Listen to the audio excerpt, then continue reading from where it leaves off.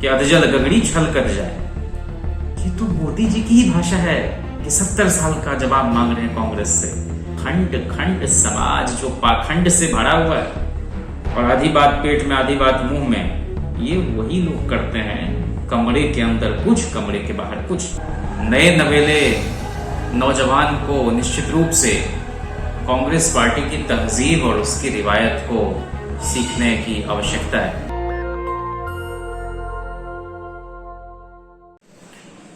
Congress party में अभी अभी नए नए शामिल हुए एक नौजवान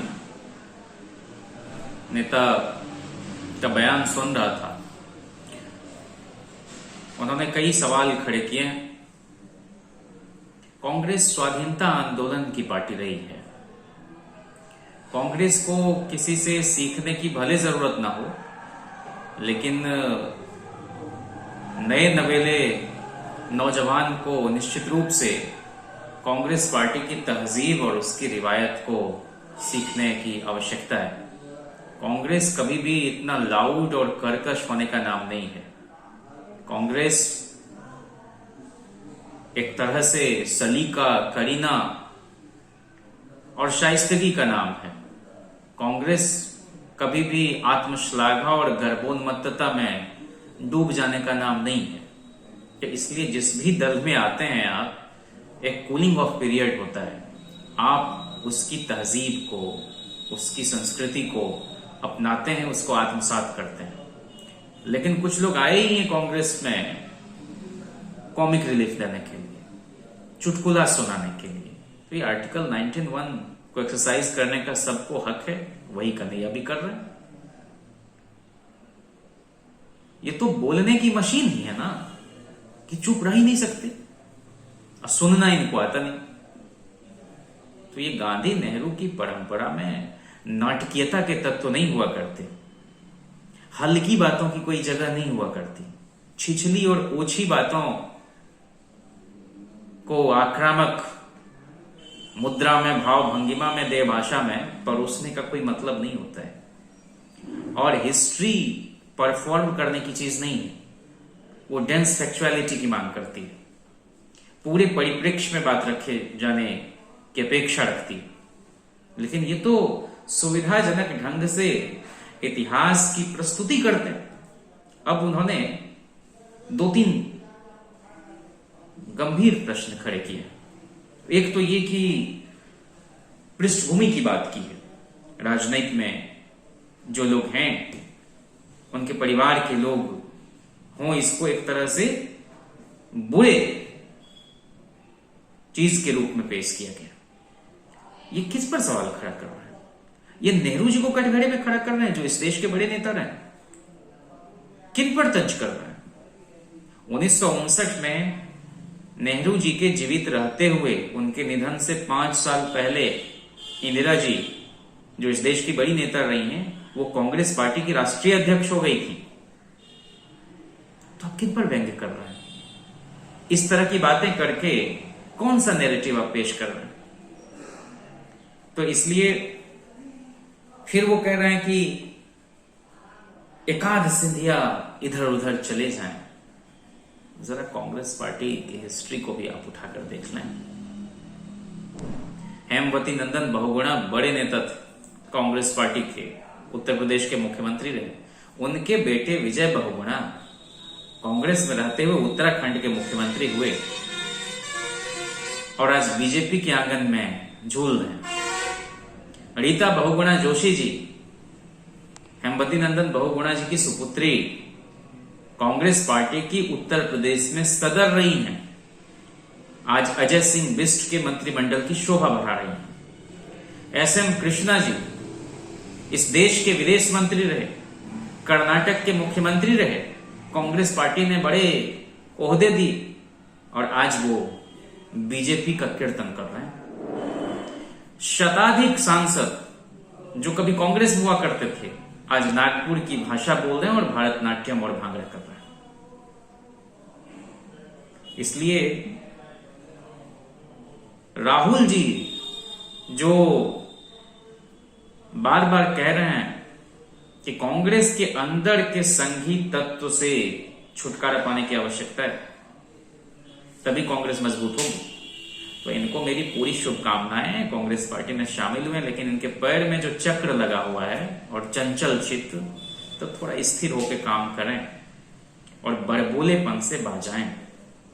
जिस तरह की बातें वो कर रहे हैं, तो उसमें एक ही कहावत याद आती है कि अधजल गगड़ी छल कर जाए, an empty vessel sounds much. तो वही है। फिर वो कह रहे हैं कि 30 साल का हिसाब देना पड़ेगा। ये तो मोदी जी की ही भाषा है कि 70 साल का जवाब मांग रहे हैं कांग्रेस से। अरे मेरे भाई, जिन 30 वर्षों का आप हवाला दे रहे हैं, उन 30 वर्षों के शासनकाल में राबड़ी जी के मुख्यमंत्रित्व की अवधि में कांग्रेस पार्टी सत्ता में साझीदार रही। महागठबंधन के वक्त जिसके शिल्पकार लालू प्रसाद जी, हमारे माननीय राष्ट्रीय अध्यक्ष, उस महागठबंधन की सरकार में भी कांग्रेस पार्टी हिस्सेदार रही। तो ये किनसे आप सवाल जवाब कर रहे हैं? दूसरी बात, ये तो ऐसे ही ना मोदी जी भी 70 साल का हवाला देते हुए वाजपेयी एरा के 6 साल भुला देते हैं और लोगों को इसी तरह से गलत बयानी करके उलझाए हुए रहते हैं, कनफुकवा गिरोह की तरह कंफ्यूजन क्रिएट कराते हैं। दूसरी बात, वो सामाजिक न्याय की पूरी अवधारणा पर सवाल खड़ा कर रहा है कि सामाजिक न्याय के साथ सामाजिक एकता, डेंगू काटता है जाति देखकर नहीं, कोरोना जाति देखकर नहीं होता। ये इस खंड खंड समाज जो पाखंड से भरा हुआ है, जहां सिर्फ निर्गुण बतियाया जाता रहा, उसमें सामाजिक न्याय की सगुण अवधारणा सामने आई और वो जमीन पर उसको लाया गया, उसकी आप खिल्ली उड़ाते हो। मंडल कमीशन की रिपोर्ट का पहला 2 वाक्य क्या है? Equality exists only among equals, to equate unequals is to perpetuate inequality. और रजनी कोठारी को कोट करते हुए कहते हैं कि जो लोग राजनीति में जाति की शिकायत करते हैं, वो दरअसल ऐसी राजनीति की तलाश कर रहे हैं जिसका समाज में कोई आधार नहीं। किसने जाति बनाई और किनका हित है जाति को बनाए रखने में? इसलिए ये 30 साल 70 साल की बात करने वाले लोग एक ही तरह की भाषा बोल रहे हैं, एक ही सिक्के के 2 पहलू। लालू प्रसाद से ज्यादा बड़ा सेकुलर क्रेडेंशियल इस देश में किनका होगा? जब कभी सोनिया जी पर सवाल खड़े किए जाते रहे, उस वक्त विदेशी मूल के मुद्दे पर खुद कांग्रेस पार्टी में टूट हो गई, नेता छोड़कर चले गए, अलग पार्टी बना ली गई। वहां भी लालू प्रसाद जी इस देश में पहले वो शख्स थे जिन्होंने कहा कि नहीं, ये हिंदुस्तान की मुश्तरका तहजीब, हिंदुस्तान की तहजीब और तमद्दुन के खिलाफ ये बात बोली जा रही है। चाहे सुषमा जी हो, चाहे बाकी लोग, वो हमारे देश की बहू है, इस देश की नागरिक है, उनके बारे में ऐसी अपमानजनक टिप्पणी। तो इसलिए जो नया नया आदमी है, वो ज्यादा प्याज खाने की जो एक लत लगी हुई रहती है ना, उसी की तर्जुमानी वो कर रहे हैं। तीसरी बात, वो कह रहे हैं कि पढ़े लिखे लठैत, ये किन पर तंज कर रहे हैं? सीधे सीधे प्रोफेसर मनोज जी पर। ये तो खुद ही विरोधाभास है, पढ़ा लिखा और लठैत। दरअसल उन्होंने अपना आत्ममूल्यांकन करते हुए खुद को जैसा पाया, वही विशेषण वो किन्हीं और के लिए इस्तेमाल कर रहे हैं। और इनको पब्लिसिटी की आदत है, कोई ऐसा बयान दे दो तो कहते ही रहे ना, any publicity is good publicity, B it good और बैड। हम तो इनकी रग रग से वाकिफ है ना, जिसको भोजपुरी में कहते हैं गत्ता गत्ता जानना। ये कब खामोशी अख्तियार करेंगे, कब ये अचानक से लाउड होकर चीखना चिल्लाना शुरू कर देंगे, ये सब एक स्ट्रेटेजी के तहत करते हैं। कौन ऐसा जुमला उछाल के फेंक देंगे हवा में? तो इसलिए मनोज जी बहुत लोकतांत्रिक और बहुत ज़हीन आदमी। लठैतों की आवश्यकता हमारे दल को नहीं हुआ करती। ये तो खुद कन्हैया अपने दाएं बाएं लठैत को लेकर चलते रहते हैं, और लठैतों से की सोहबत में और लठैतों से सबसे ज्यादा याद ही उनकी है, वो शक्ति संतुलन की बात करते रहे हैं। तो इसलिए हमारे यहां शक्ति संतुलन नहीं होता है। हमारे यहां सीधे सीधे स्ट्रेट फॉरवर्ड 2 टूक बात की जाती है। एक और बात जो वो उठा रहे हैं कि भाई सब धन 22 पसेरी वाली बात, और आधी बात पेट में आधी बात मुंह में, ये वही लोग करते हैं कमरे के अंदर कुछ कमरे के बाहर कुछ, और इस प्रैक्टिस के तो वो माहिर आदमी। तो इसलिए पहले ही प्रेस कॉन्फ्रेंस में सुरजेवाला जी को जय हिंद कहना पड़ा।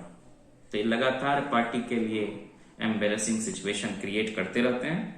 हमें बहुत ज्यादा कुछ नहीं कहना है, हमको सिर्फ इतना कहना है कि मनोज जी दंगाई जहनियत के आदमी को छोड़कर सबके साथ बहुत ही आत्मीय रिश्ता कायम करने वाले व्यक्ति रहे हैं, और उन लोगों के भी इंसान बनने की वो दुआ करते हैं। और ज्ञान का गुरूर उनमें नहीं है, और गुरूर अगर हो, अभिमान हो, तो फिर विद्वान कैसा। तो इसलिए ये उनकी निजी कुंठा और निजी खुन्नस की पराकाष्ठा वाली अभिव्यक्ति है। अब इसमें साफ साफ दिखता है कि वो किस तरह की राजनीति की अभिव्यक्ति करना चाहते हैं। 30 साल में बिहार ने जो सामाजिक न्याय को आम आवाम के बीच मुखरित होते देखा है, उसकी आप खिल्ली उड़ाते हैं। ये नागपुर की भाषा आप बोलते हैं। तो इसलिए इस तरह के गड्ढमड्ढ कर देने वाली जो स्थितियां और जो कन्वीनियंटली चीजों को आप प्रेजेंट करते हैं, उसका कोई बहुत मतलब नहीं होता है।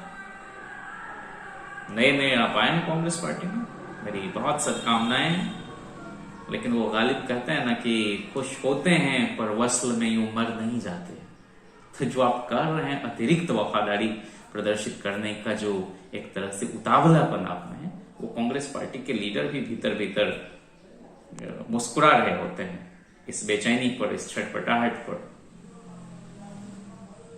आज सीपीआई के बड़े बड़े राष्ट्रीय नेता फोन करके मैसेज करके कहते हैं कि जयंत आप उस वक्त ठीक कह रहे थे, इस व्यक्ति के बारे में हम लोग पहचानने में चूक कर गए। तो जिस तरह से नेहरू परिवार पर, नेहरू जी की राजनीतिक परंपरा पर, नेहरू जी की बेटी पर एक तरह से अपरोक्ष ढंग से सवाल ये खड़ा कर रहे हैं, कल को ये राहुल जी पर भी सवाल खड़ा करेंगे कि हम लोग तो इस तरह के परिवार से आए हैं, किसी का नाम हम नहीं बेच रहे हैं। तो भाई किन्हीं के पिताजी अगर राजनीति में है तो ये गुनाह है उस व्यक्ति का। किन्हीं की माता जी अगर राजनीति में तो गुनाह है। फिडेल कास्त्रो के भाई न राहुल कास्त्रो, बड़े नेता जस्टिन ट्रूडो के पिताजी, आपको अमेरिका में सीनियर बुश के बेटे जूनियर बुश, बिल क्लिंटन की पत्नी हिलेरी क्लिंटन, जियाउर रहमान के परिवार में बेगम खालिदा जिया, बेनजीर भुट्टो जुल्फिकार अली भुट्टो की बेटी, बिलावल भुट्टो उनके बेटे, जरदारी। ये वैश्विक परिदृश्य में भी अगर हम देखेंगे, इधर आपको शेख मुजीबुर रहमान के यहां शेख हसीना, श्रीलंका बहुत दूर जाने की जरूरत नहीं है, भंडार नायक के दंपति की पुत्री चंद्रिका कुमारी तुंगा।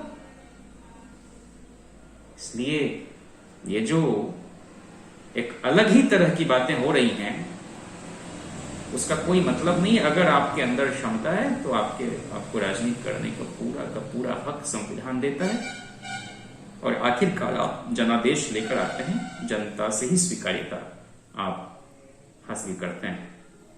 तो इस तरह की बातों का कोई मतलब नहीं है।